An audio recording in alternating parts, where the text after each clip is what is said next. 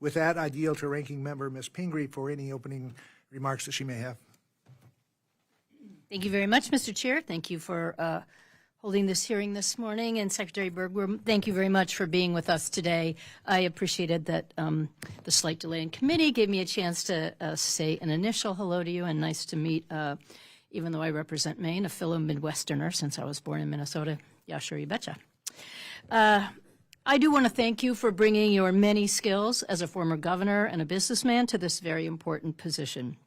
The Department of Interior is tasked with protecting and managing our natural resources and cultural heritage, to providing scientific information about those resources and honoring our trust and treaty responsibility.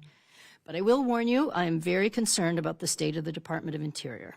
From my view, in just 4 months, the department has been destabilized, and there's been a stunning decline in its ability to meet its mission. Given your extensive executive experience, I am disappointed that you would allow this to happen. In partnership with Elon Musk's what I consider a rogue agency, the DOGE, you have illegally canceled grants for conservation, for ecosystem restoration, and other important work.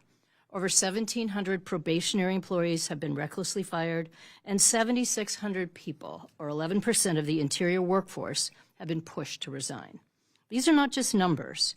These people are experts and dedicated public servants with decades of programmatic and institutional knowledge that is critically needed to ensure the department fulfills its mission and is a guardian of our public lands. To make matters worse, the agency has a hiring freeze, and you are considering even further reductions in force.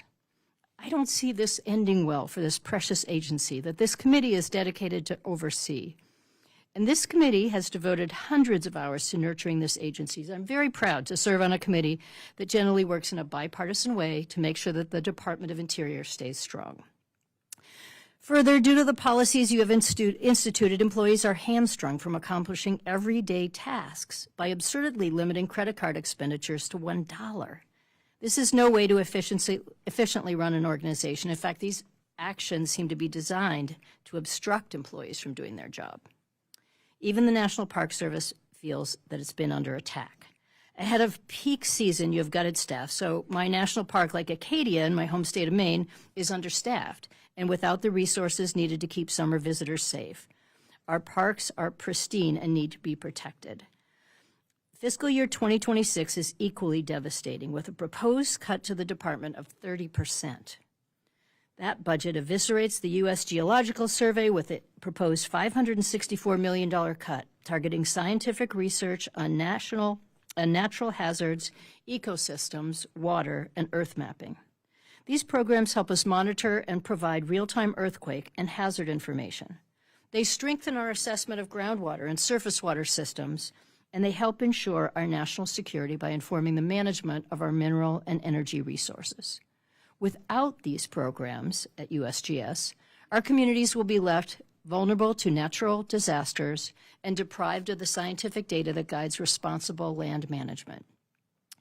This budget, with a 30% cut, shamefully abandons our trust and treaty obligations to Native Americans, slashing the Bureau of Indian Affairs Public Safety and Justice programs by 19% when we are already only meeting a fraction of the need.